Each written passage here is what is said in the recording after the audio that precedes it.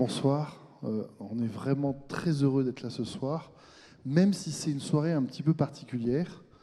J'avoue qu'il nous est arrivé plein de choses dans nos vies de musiciens et d'artistes, mais celle-là, elle est spéciale puisque tout d'abord, on arrive dans un lieu qui est absolument incroyable. On avait beaucoup entendu parler de ce lieu, mais y être, ça fait quelque chose. Et on devait y être pour une occasion assez magnifique pour célébrer Baudelaire à travers un texte de Patrick Chamoiseau avec lui, qui a un projet dont je vais vous raconter en deux mots la genèse. C'est la genèse d'ailleurs, on a bien fait attention de dire comme ça. Je te remercie Lamine de m'avoir rappelé ça. C'est un petit peu particulier parce qu'en fait Patrick est souffrant et il n'est pas avec nous ce soir. Et on l'a su, en fait, on l'a su hier, enfin à peu de choses près. Et il y a une personne sur scène qui a su hier qu'il allait remplacer Patrick Chamoiseau. Et heureusement, c'est pas moi. J'aurais une pression absolument monstrueuse. Cette personne, c'est un remarquable saxophoniste, comédien, conteur. C'est Lamine Diane qui est là et qui a accepté d'être avec nous ce soir pour remplacer au pied levé. Voilà. Moi, mon nom, c'est Raphaël Imbert, je suis saxophoniste, compositeur, enfin plein de choses comme ça, jazzman, comme la plupart d'entre nous. Oui, si je fais le calcul, on est tous jazzman sur scène. Et je travaille avec Patrick sur pas mal de sujets depuis longtemps. Il avait fait la préface de mon livre en 2016, un livre Jazz Suprême sur le spirituel dans le jazz. Et depuis, on travaille beaucoup ensemble. Puis un jour, il m'appelle, c'était il y a 2 ans, un peu de choses près. Juste après une petite période, vous savez, où je ne sais plus pourquoi, on n'avait plus de concerts. Donc on était vachement contents de se retrouver quand même. Et il me dit, Raphaël, en fait, je suis un artiste en résidence au musée d'Orsay. C'est le bicentenaire Baudelaire, et je voudrais qu'on fasse un chaos opéra autour de Baudelaire sur un texte que je fais avec qui tu veux. Alors parfois, on a un coup de téléphone où on a un rêve qui se réalise. Là, il y en a plusieurs, en fait. Musée d'Orsay, Baudelaire, Patrick Chamoiseau, fais ce que tu veux. Et la pression est monstrueuse. Et puis, texte de Patrick Chamoiseau en plus. Pas mal. D'accord. Et puis, en plus, pour la petite histoire, il a rajouté un truc, c'est que quand le bouquin est sorti, il m'a dit « Ah, j'aimerais bien que tu fasses une postface ». Donc, j'ai coché plein de cases que je pensais jamais cocher dans ma vie, en fait, notamment d'écrire une postface d'un texte de Patrick Chamoiseau. Et donc, on se retrouve au musée d'Orsay. Mais avant de se retrouver au musée d'Orsay, j'ai dit bah, « Écoute, je pense avoir l'équipe idéale pour ça ». Eux, ils ne le savaient pas, mais moi, je le savais. Et j'appelle vraiment des amis, des gens que j'admire et que vous allez découvrir ce soir, à commencer par Pierre-François Blanchard au piano.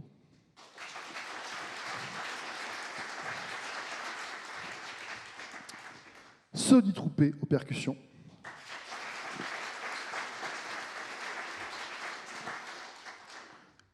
Et Célia Kameni à la voix et au chant.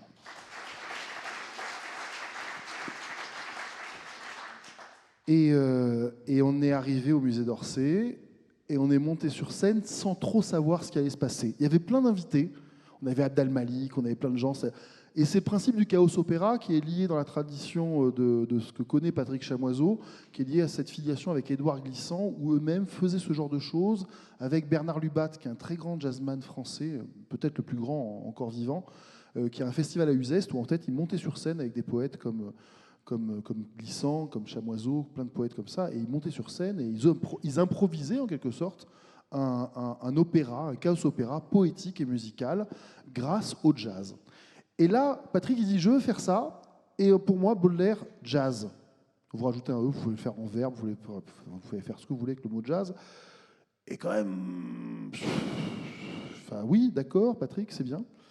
Enfin, c'est pas le truc qui, je lis Baudelaire, on apprécie tous Baudelaire, mais c'est la musique qui nous arrive à l'esprit en pensant à Baudelaire, c'est pas tout de suite le jazz, on va dire.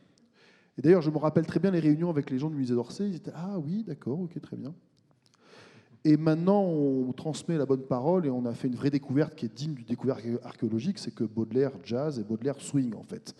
Et en fait, c'était déjà devinable, ça, on pouvait le deviner déjà avec notamment le rapport que quelqu'un comme Léo Ferré avait avec Baudelaire. Et ce soir, on va interpréter beaucoup de chansons de Léo Ferré sur les textes de Baudelaire, qui en fait ont déjà toutes les qualités qui permettent d'improviser, qui permettent de swinger.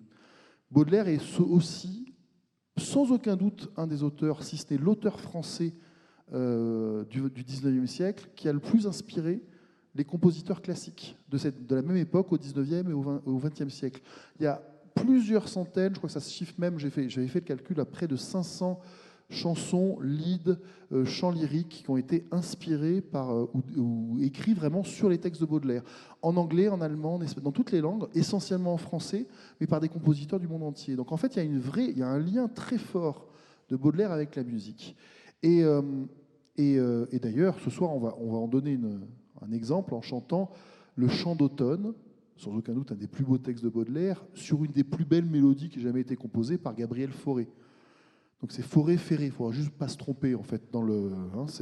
Voilà. Et au milieu de ça, en fait, on a composé tout le matériel pour faire un chaos opéra, improvisé tous ensemble.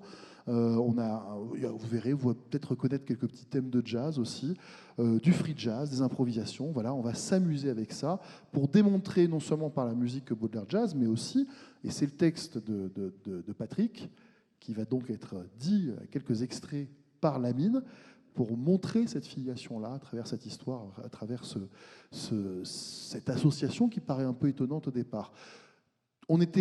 C'est pas qu'on était sceptique, on était impatient de savoir quelle était cette relation. On est sorti du musée d'Orsay, on est tous convaincus que Baudelaire était au même niveau que John Coltrane, Duke Ellington ou Chester Himes, sans aucun problème. Maintenant, on transmet la bonne parole, même ici. Donc on prend des risques en faisant ça, mais on y croit très fort. Et on va donc faire cette chose-là un peu de façon particulière, puisque Patrick n'est pas là. On en a profité, je ne sais pas si c'est le mot, mais on en a profité pour changer un peu les choses, voir, parce qu'on rencontre, c'est une vraie rencontre. Le jazz, c'est ça en fait. On peut jouer avec des gens qu'on ne connaît pas et créer quelque chose quasiment dans l'instant, pour créer une nouvelle œuvre. Et en fait, ce qu'on va faire ce soir est totalement unique par rapport à ce qu'on a créé au musée d'Orsay, par rapport à ce qu'on a joué à Marseille au Festival Les Beaux Jours. Et cette expérience change à chaque fois. Donc en fait, ce qu'on va faire ce soir est sans aucun doute unique, en fait. Et je vous souhaite une excellente soirée et à tout de suite. Merci beaucoup.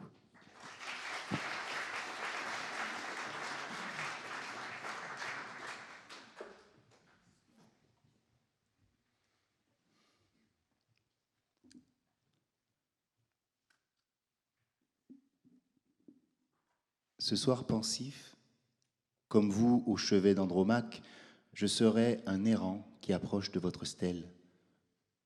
Je la distingue un peu offerte à tous, en infini et en éternité, non comme une pierre funéraire, mais comme balise inaugurale d'un cheminement qui n'a pas de chemin.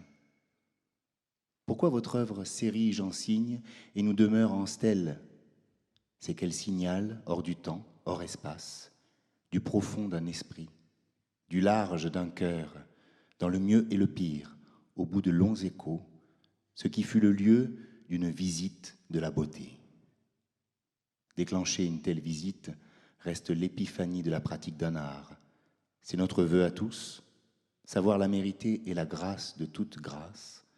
La vivre dans son époque, même de très loin, est une chance.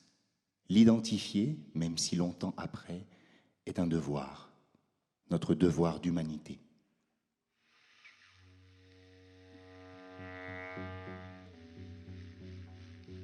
Monsieur Baudelaire, l'Occident a dominé le monde, mais en retour, sans conquête, sans violence. Le monde l'a enveloppé. Je n'ai donc pas à quitter ma cabane antillaise pour approcher de la grande case occidentale. Dans le concert désaccordé des peuples, ce crépuscule, nous l'espérons, des colonisations, elles ont toutes deux rapetissé et se sont agrandies de cette manière. De par ce monde globalisé, la résonance du tout nourrit l'harmonie du détail et le chant du détail sculpte l'amplitude du tout. Vous pouvez donc enfin venir à moi dans ce mouvement où je m'approche de vous.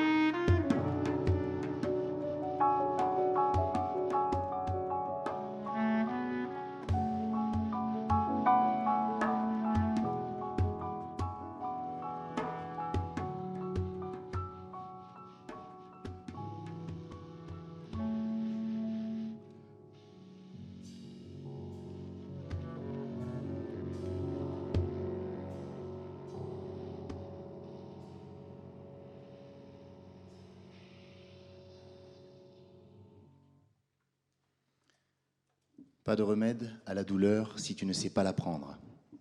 C'est ce que dit une des plus belles de nos chansons créoles.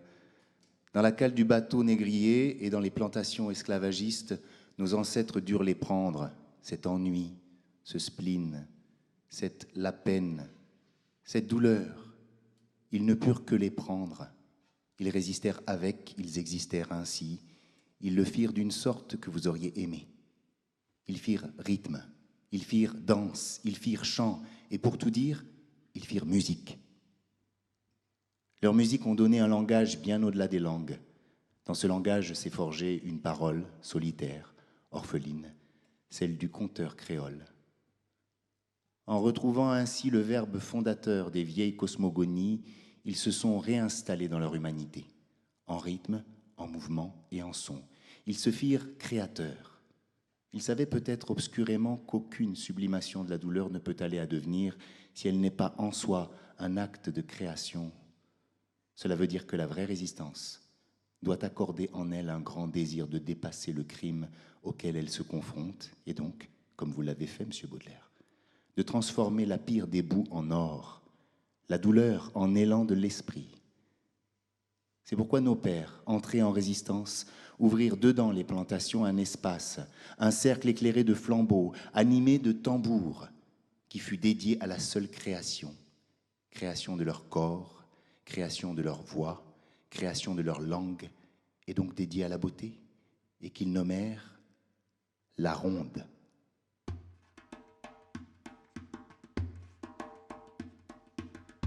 Dans une laronde, on se rassemble pour exprimer, pour écouter, pour jouer et pour improviser.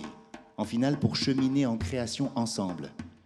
Cher Monsieur Baudelaire, à bien y réfléchir, tout comme la résistance, une vie ne vaut qu'en puissance créatrice. Toute vie, quelque peu créative, s'organise alentour d'une laronde perpétuelle. Toute vie créative est en soi une laronde intime. Son cœur est un tambour. Son horizon est inconnu, sa matière c'est le monde, sa substance fait le monde. Voilà, j'ai dessiné notre cercle comme on marque avec le sucre, le rhum et le zeste du citron, une alliance entre la vie et la mort, depuis la vie contre la mort. J'y suis entré. Et si je monte au tambour en dansant, nulle crainte, Monsieur Baudelaire, n'y voyez nullement un fond de sauvagerie, c'est pour saluer les autres.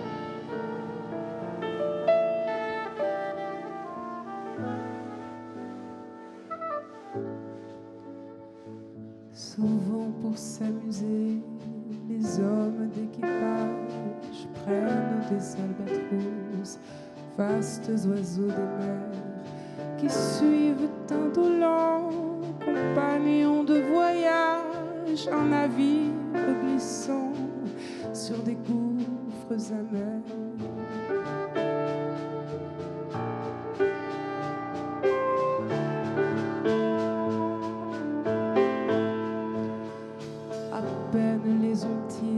Déposés sur les planches que ces rois de l'azur, maladroits et honteux, laissent piteusement leurs grandes ailes blanches comme des avirons traîner à côté d'eux.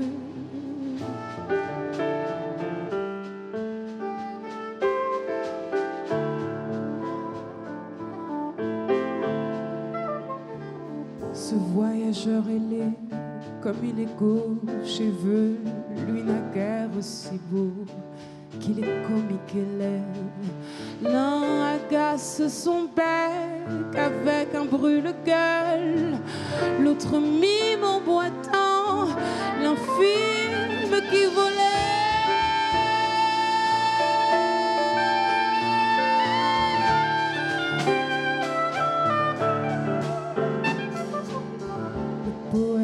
Semblable au prince des nuées qui hante la tempête et se rit de l'archer, exilé sur le sol au milieu des huées. Ses ailes de géant l'empêchent de marcher.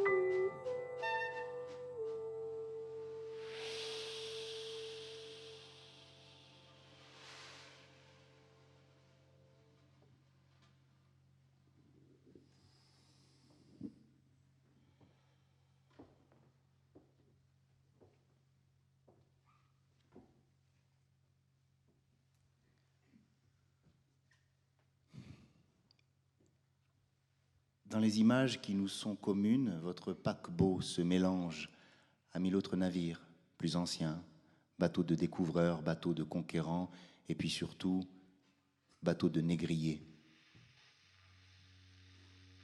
Ceux-là s'enfuirent avant le vôtre, au-delà du plus large, vers les îles, dedans les Amériques, pour fracasser des millions d'Africains dans un exil total, un bannissement irrémédiable.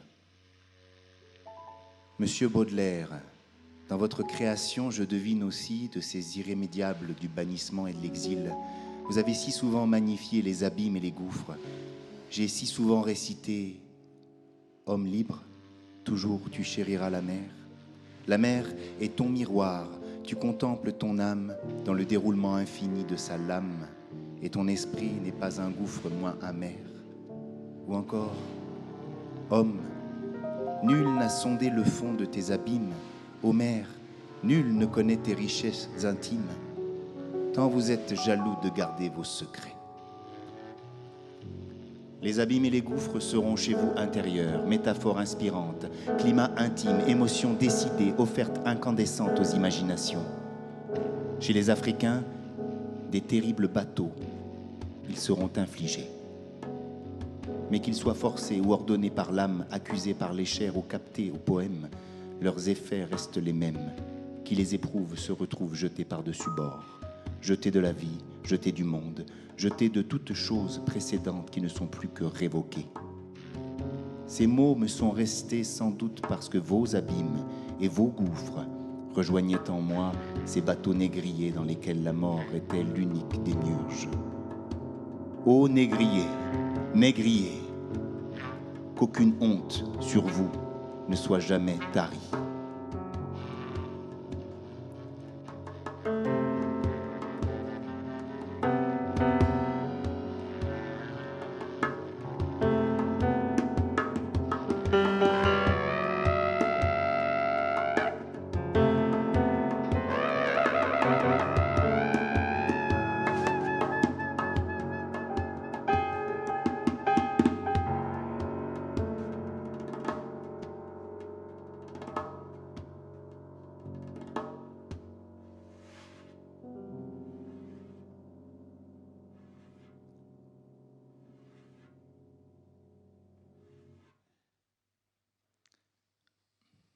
J'ai besoin de lumière pour lire. Merci. La mer se mettra à table tout doucement et les oiseaux chanteront tout doucement dans les bascules du sel, la berceuse congolaise que les soudards m'ont désapprise, mais que la mer très pieuse des boîtes crâniennes conserve sur ses feuillets rituels. Pourquoi Aimé Césaire avait-il cette vision ? On extirpait les captifs africains des remugles de la cale pour les forcer à respirer et à danser sur le pont des navires négriers. Ils découvraient alors ce même bleu, infini vers le haut, infini vers le bas, en étendue et profondeur, l'océan ciel des dieux, l'océan sombre des fixes désespérances, un inconnu peuplé d'albatros étrangers et de requins voraces, dans la gueule desquels certains captifs jetaient soudain leur existence souffrante, leur vie tout d'un coup consumée par un geste créateur, à la manière de ces artistes qui font de leur propre destruction une matière d'ouvrage, comme vous, Monsieur Baudelaire, comme vous.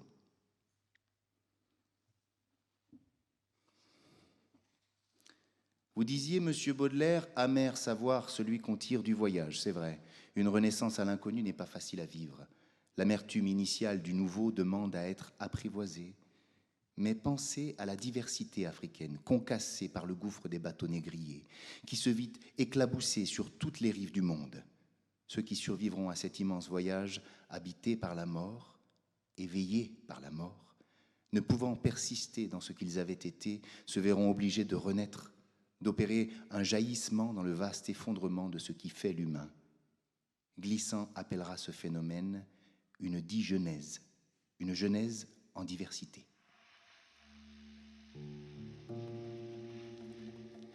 La digenèse se distingue de la genèse des peuples anciens, laquelle se referme sur des absolus de culture et de civilisation qui tentent à se raidir en face des autres. La digenèse des Amériques est faite de toute la diversité des humanités africaines qui fut concassée dans des mouvements d'abîme jusqu'à constituer, dedans l'enfer des plantations, un peuple de survivants mêlés à d'autres peuples. Un métapeuple inconnu des vieilles nomenclatures, fait de vainqueurs et de vaincus, de victoires stériles et de morts fécondes, un emmêlement anthropologique qui se diffracte dans son apparition même vers d'imprévisibles devenirs.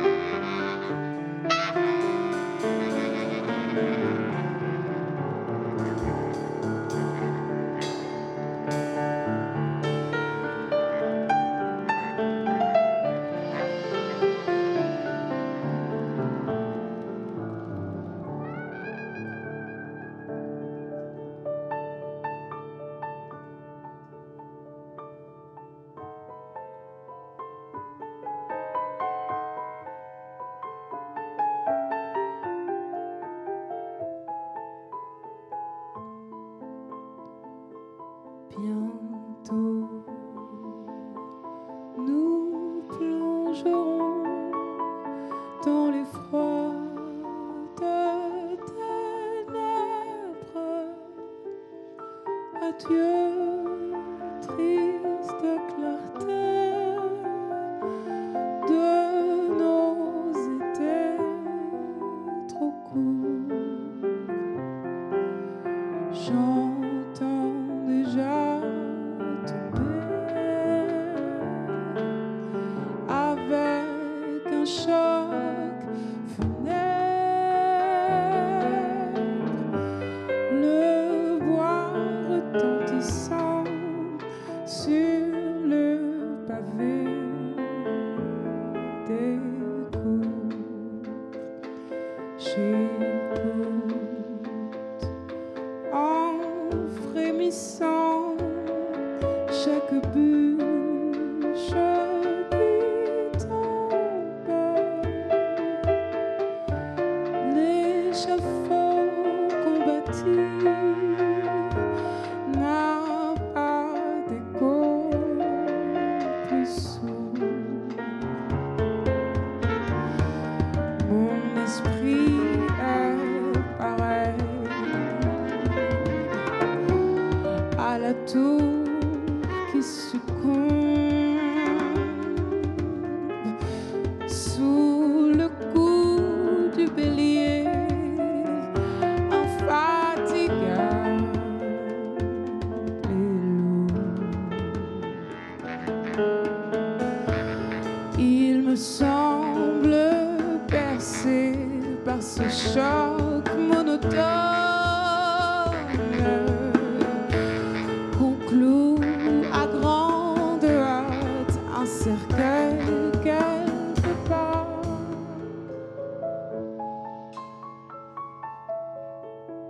Pour qui c'était hier l'été, voici l'automne, ce bruit mystérieux sonne comme un départ.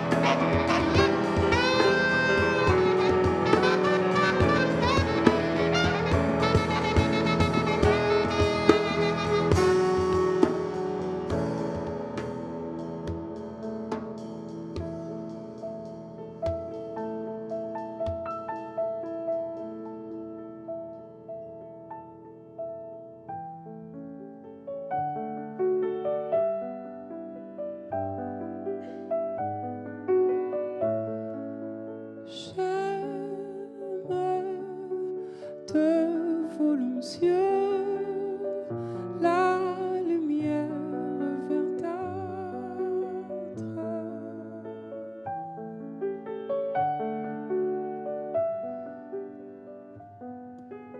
douce beauté,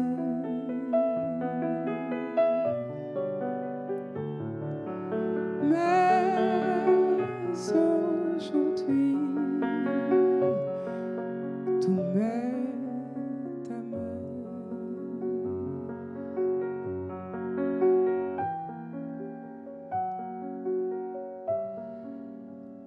Et rien, ni votre amour,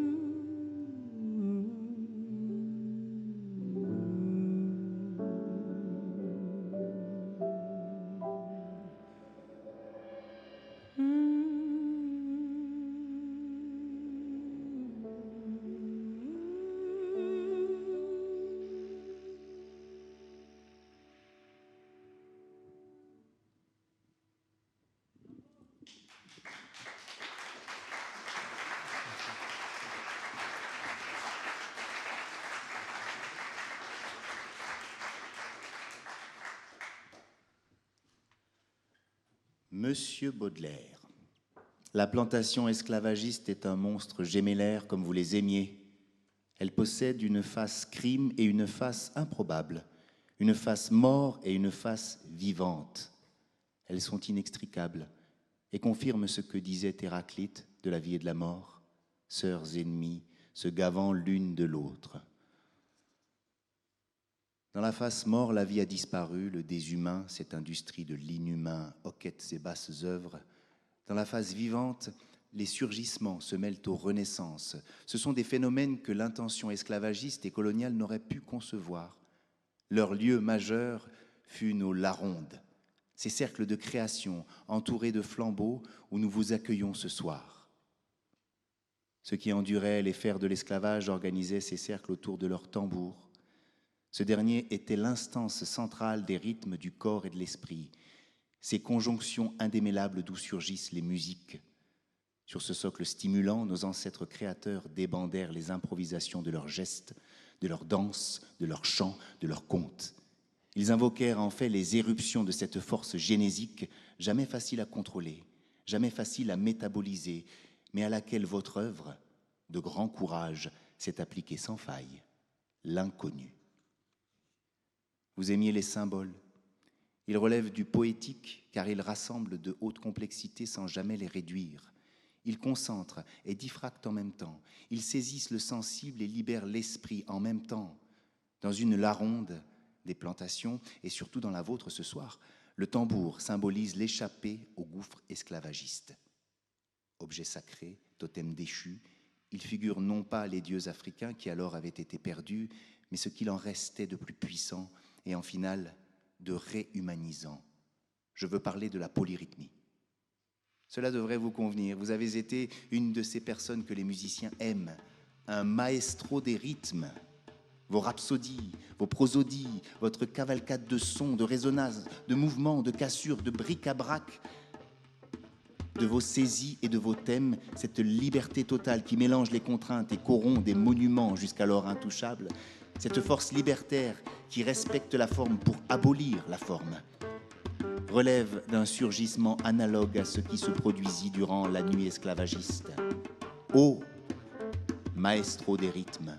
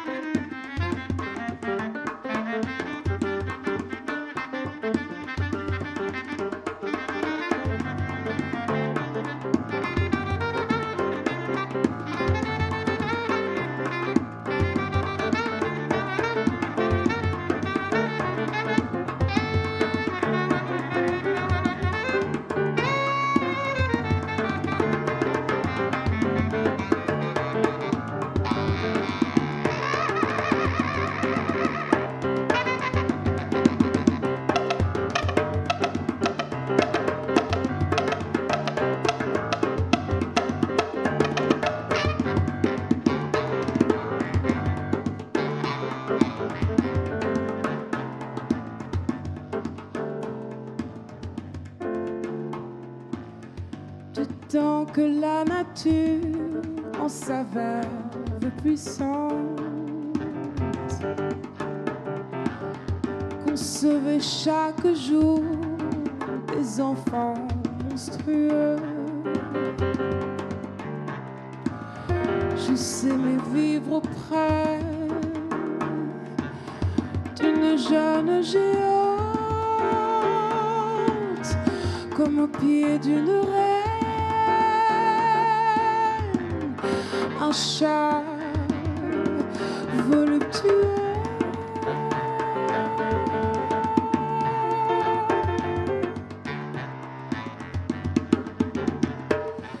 j'eusse aimé voir son corps fleurir avec son âme et grandir librement dans ces terribles jeux.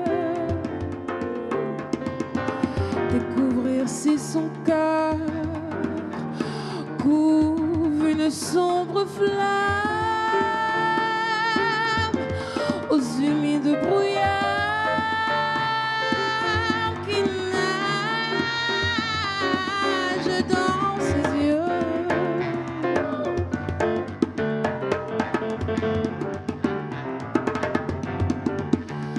Parcourir à loisir ces magnifiques formes, ramper sur le versant de ses genoux énormes.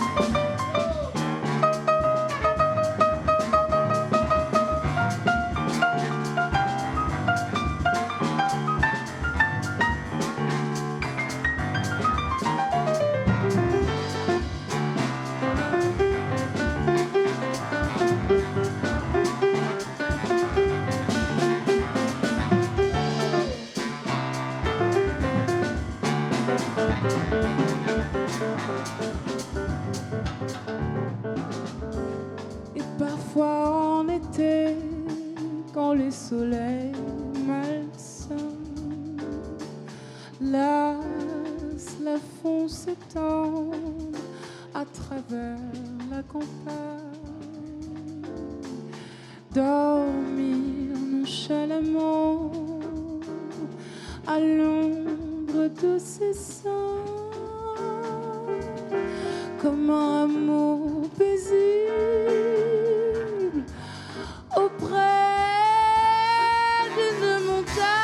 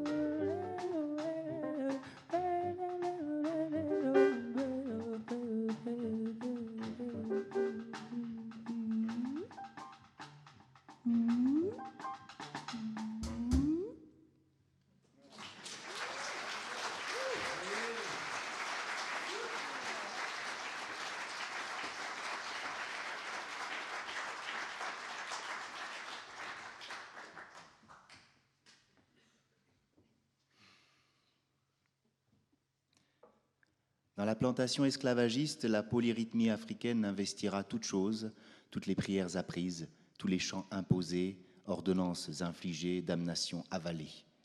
Elle en fera surgir l'impériale mélancolie du blues, les gospels, les chants de travail, les sons enjoués des marches funèbres, le bélé, le gwoka, la biguine, le calypso, le reggae, le compas, la salsa, et au fil des générations, sur la cadence d'un esprit de liberté que nul ne saurait définir, toute la galaxie inépuisable du jazz. La polyrythmie africaine déconstruisait les lignes de la domination, elle soulevait les affaissements de notre sidération. Elle déconstruisait l'ordre esclavagiste, décomposait la nuit des cercles de veillée en de petites lucioles qui ne produisaient pas la lumière maladive de ces éclairs du gaz qui frappaient vos boulevards.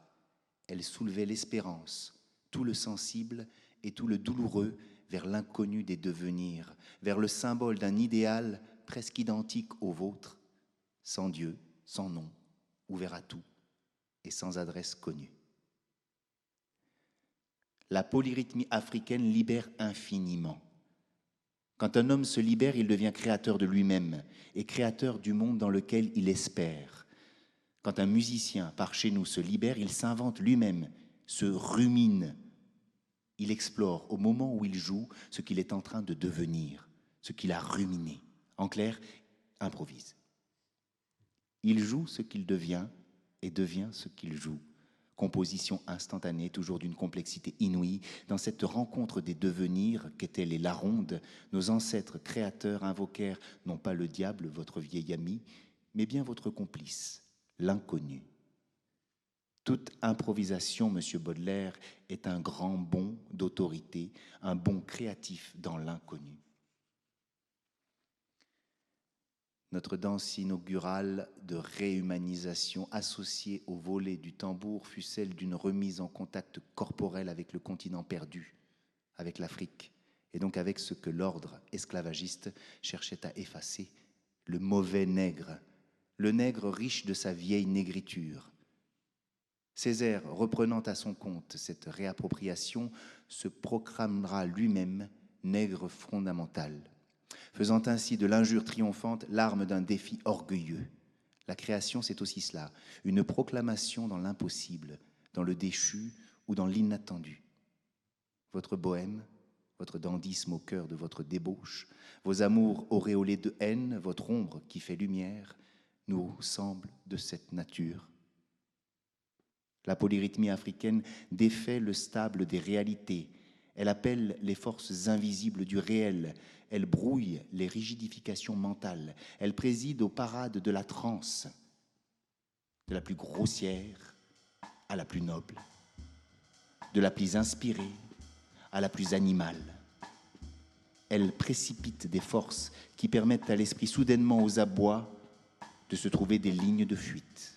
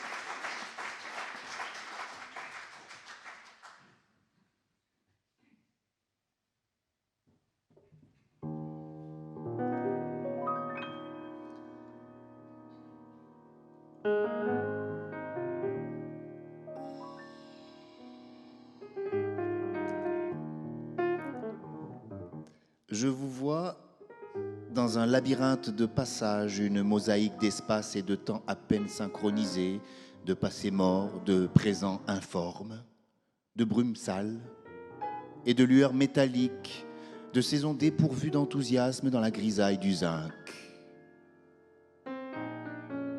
Poète des multitudes, il faut être seul afin d'en être vraiment.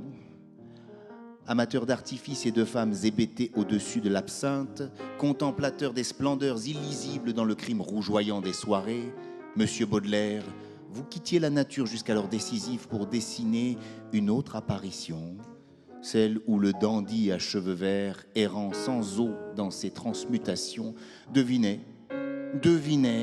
une nouvelle forme du vivre humain, embryonnaire encore et encore inconnu des visions poétiques. Poète de ville, poète en ville. Vos célébrations urbaines offriront des sensations grandioses, de même intensité que les splendeurs naturelles des pays bleus et chauds.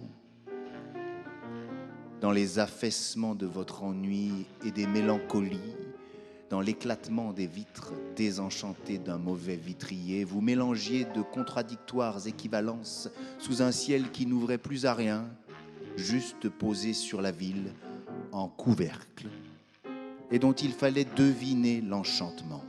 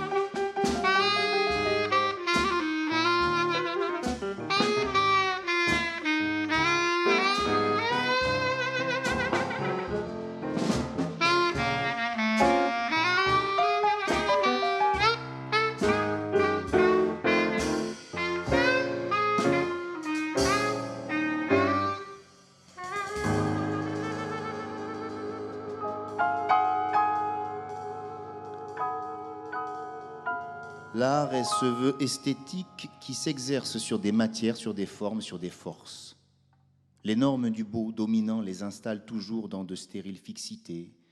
Quand une œuvre y déclenche l'effervescence soudaine, mise en branle générale, cela peut se crier « visite de la beauté ». Vous le saviez, monsieur Baudelaire. Vous avez précipité les normes de votre époque dans de brusques fluidités, rappelant à votre siècle que le poétique ne saurait piétiner, qu'il ne saurait non plus choisir entre le possible et l'impossible, entre le connu et l'inconnu, entre le beau et le laid, entre l'amour et la haine, qu'il gagnerait à les mobiliser tous par une même saisie dans leurs détails et leur ensemble. Le vivre en état poétique investit ce que l'ordre dominant offusque, insulte ou invalide. Peu importe que cet ordre soit esclavagiste, bourgeois ou bien capitaliste, un dominé qui canalise son existence en état poétique transcende les impossibles qui scellent sa condition. Il accède à ce que l'on pourrait appeler l'esprit de création. Avec un tel esprit, la pratique ordinaire de sa vie devient une estime célébrante, laquelle déclenche en toute chose, comme avec vous, monsieur Baudelaire, une bouffée d'infini et donc une émancipation. L'état poétique métabolise autrement le corps vide, l'esprit vide de l'esclave, l'habite d'une intention très vaste, ouverte à tout, inféodée à rien.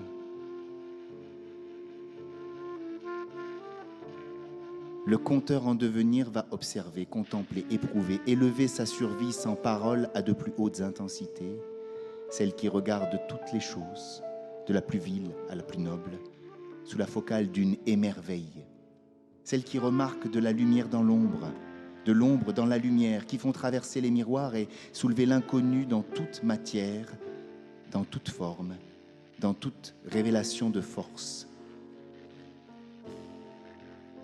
Votre bohème, votre débauche, votre route ostentatoire avec le diable constituèrent votre état poétique. C'est le biais par lequel vous consommerez votre rupture avec le beau de votre époque, invalidant alors les mécaniques du classicisme, les pactes du Parnasse, les épuisements du romantisme. Vous ouvrirez cette passe à la beauté en l'orientant non pas vers la lumière, ni même vers l'ombre que vous prétendiez célébrer, nullement vers le haut où régnait votre déité chrétienne, ou vers le bas où œuvraient vos démons. Vous en ferez plutôt une tension maintenue vive au-delà des 4 directions, et les habitant toutes, irrigués de cette force, tout pourra alors fleurir dans l'expérience humaine.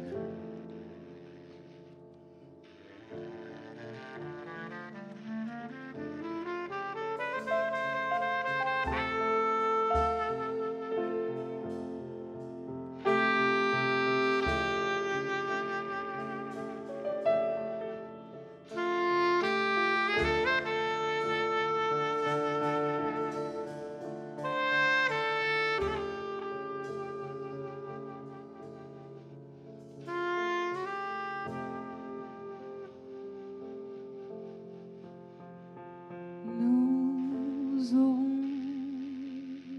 des lits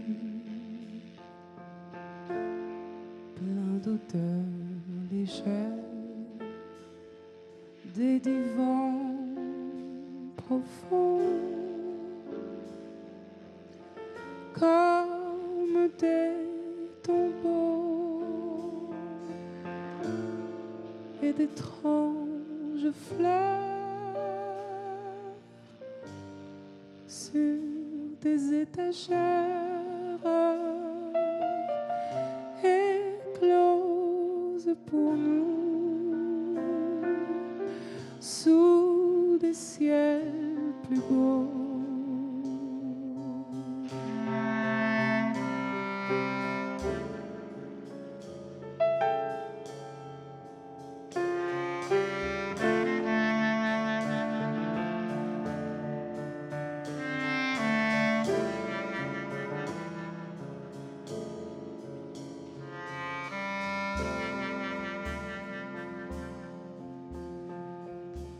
Usant à l'envie leur chaleur dernière, nos deux cœurs seront de vastes flambeaux qui réfléchiront leur double lumière dans nos deux esprits, ces miroirs jumeaux.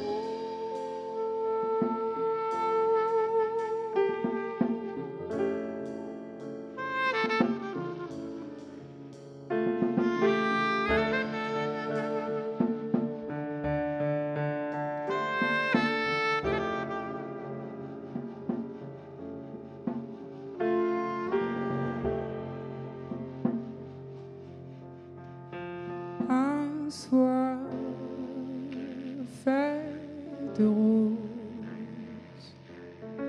et de plumes mystiques, nous échangerons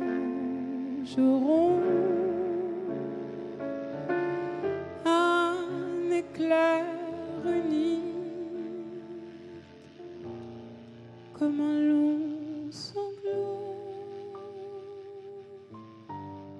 tout chargé d'adieu. Et plus tard, un ange, entr'ouvrant les portes,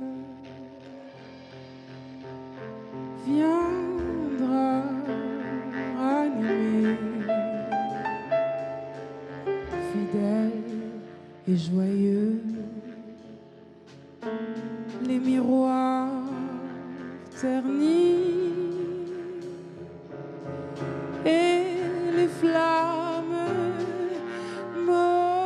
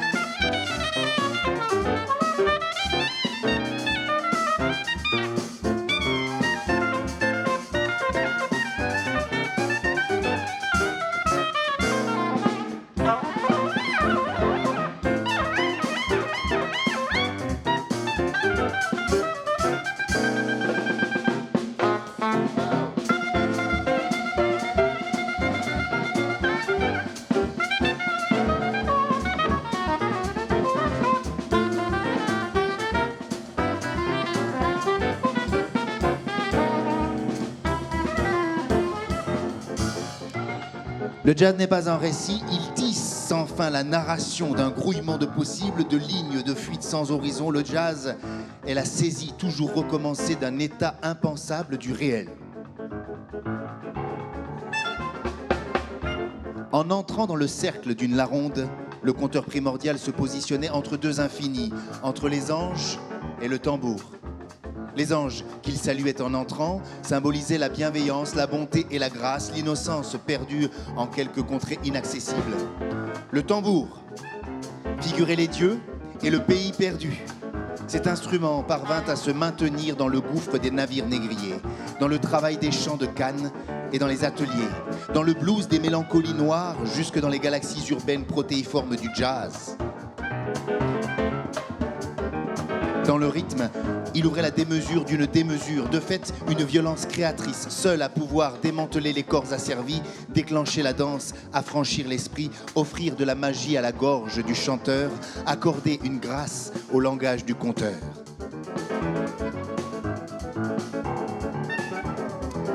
Ces artistes ont opéré le geste créateur entre des infinis avec des infinis. Ils ont ouvert toutes choses, les ont précipités contre les ombres de leur temps. Ils vous ont précédé, mais dans cette mort esclavagiste, par cette circulation fraternelle qu'offre l'art, qui ouvre les portes et qui laisse ouvertes dans l'espace et le temps, Monsieur Baudelaire, vous étiez avec eux.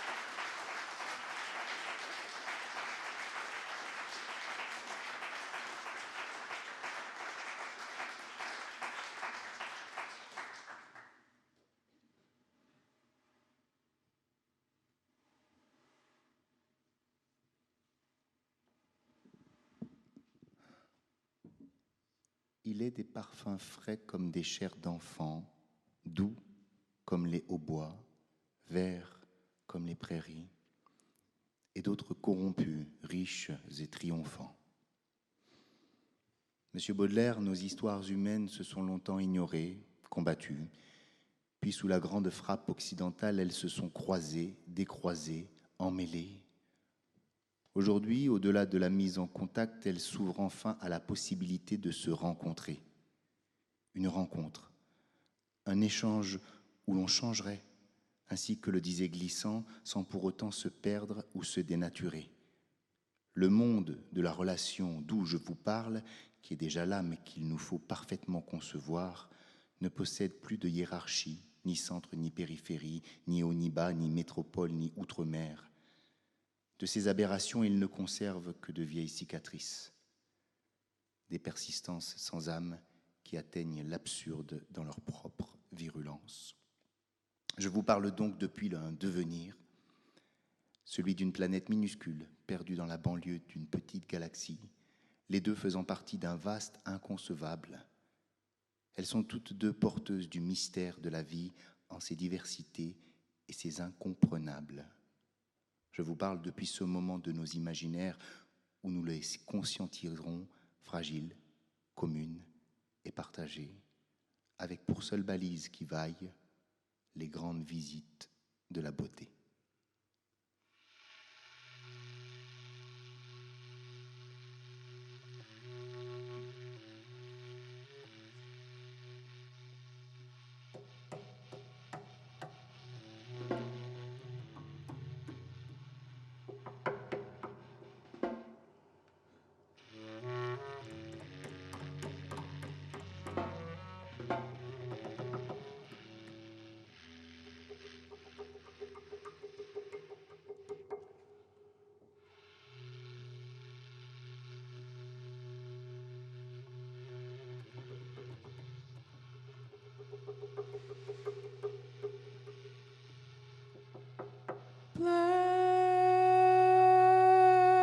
Black is the color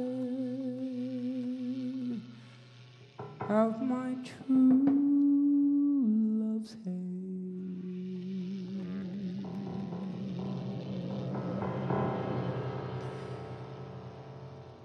His face so soft and wondrous fair.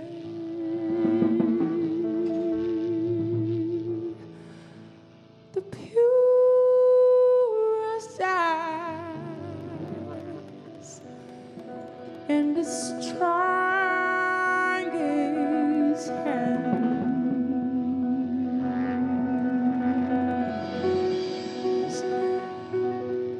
I love the ground and where it stays.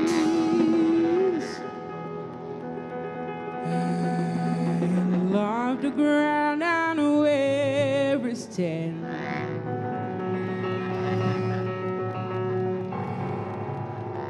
So black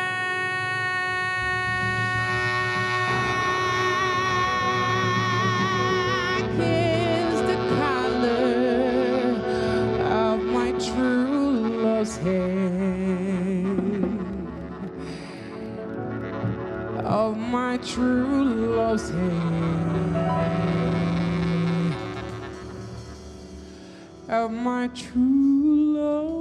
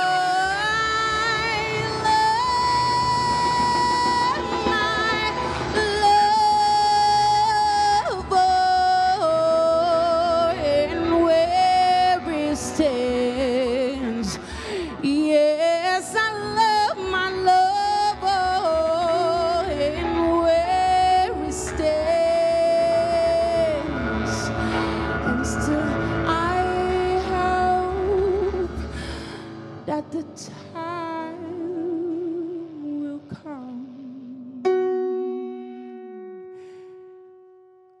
when he and I will be as one.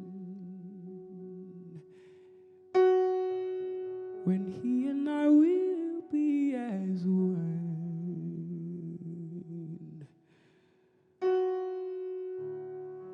When he and I will be as one.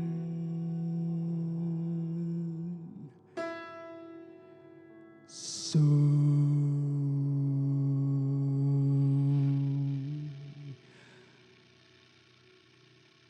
black is the color of my true love's hair.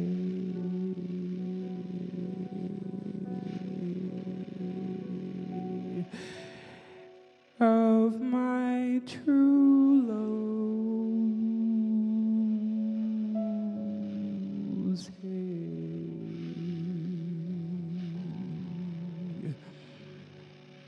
Of my true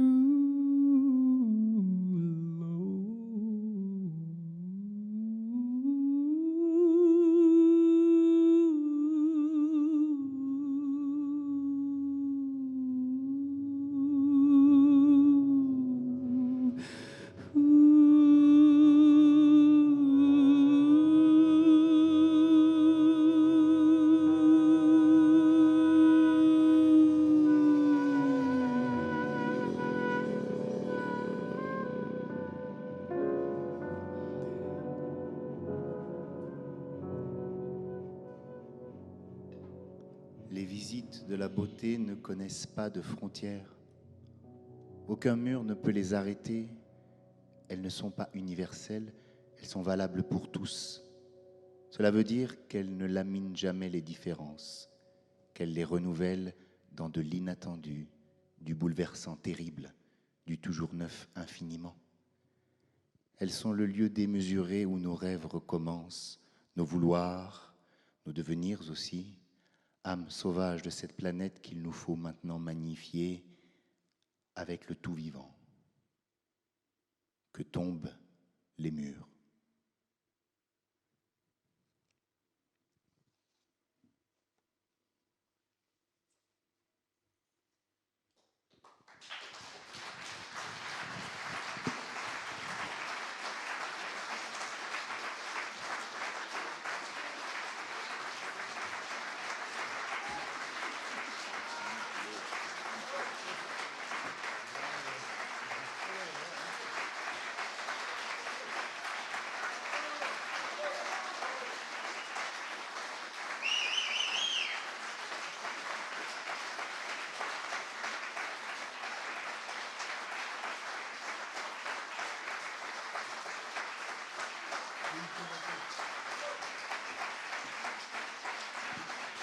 Pierre-François Blanchard au piano.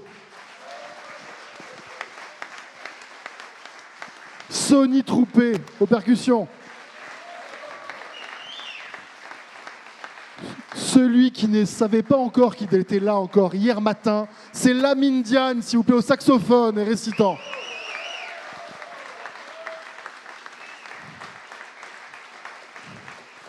Et je vous garantis que c'est très difficile de jouer du saxophone et de clarinette quand on pleure. Et ça, c'est à cause de cet artiste incroyable. C'est Célia Kameni, à la voix et au chant.